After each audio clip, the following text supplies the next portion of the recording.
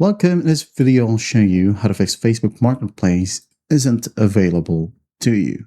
All right, if you find this video helpful, please leave a like and subscribe to the channel for more such tutorials. Now, first up, I would like for you to know that brand new profiles often face temporary lockouts from Marketplace. You must use your account actively for a few weeks to unlock this feature. So I'm going to show you right here. This account is relatively new, I think 6 months or 7 months old.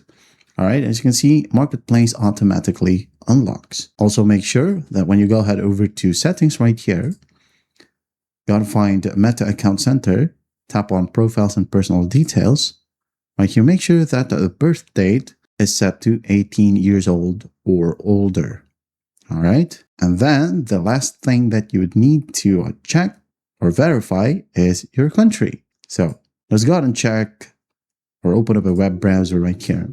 Let's find Facebook Marketplace supported countries.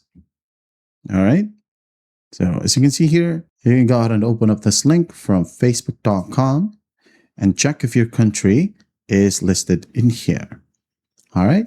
So that's basically it. There's no need for technical fixes. All you got to do is just verify the account eligibility and access. I hope this video helps, and I'll see you in the next one.